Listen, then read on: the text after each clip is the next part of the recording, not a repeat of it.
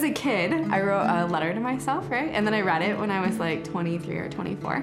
I had this very romanticized idea that I would be like an artist living in New York, wearing like a beret, drinking lots of coffee. And it turns out that it was more like I was an arts professional who was still making work, living in a loft in Grand Rapids, not drinking coffee, but drinking lots of tea. And I was a printmaker and not a painter.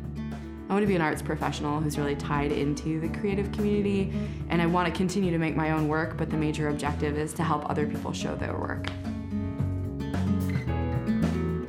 Yeah, I've got an amazing family. So my dad was a painter. In fact, I've got a couple of his paintings in my house. My mom was a metalsmith and also made, it was the 70s, so she did a lot of weaving and textiles work. They were both making things and selling them. They were doing the art fair circuit, but their major vocation ended up being teaching, so both of them taught. My sister went to Grand Valley as well. She facilitates programming for West Michigan Center for Arts and Technology for their youth programs. Yep, so they're kind of my family, they're all artists, they're all educators. My personal work is extremely self-focused. It's very reflective of my personal situation at the time. I think a lot about relationships. I think a lot about the role of a contemporary modern woman. I combine it with themes that are very much reflective of like a folk tale or a fairy tale. And there's a lot of referencing the environment that I surround myself in. I think that the work that I'm doing currently, the thing that inspires me the most is working collaboratively with the community as a whole. We work with artists of all different backgrounds, of all different styles of making and all different genres of media. We're constantly trying to find ways to expand their show potential and sales potential, and then also engage with them on what makes a show successful for them.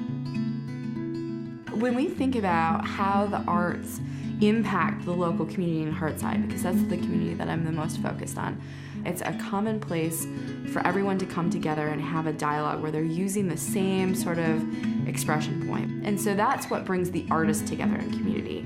But then how it helps as far as an economic development tool goes, it's really about bringing an audience into an area of Grand Rapids so that they can kind of experience it, become more comfortable with it. But it's also that the artist as maker is a small business person. They're an entrepreneur. And so to see someone grow their business because of something that we've helped to create, either a program or an opportunity, feels amazing.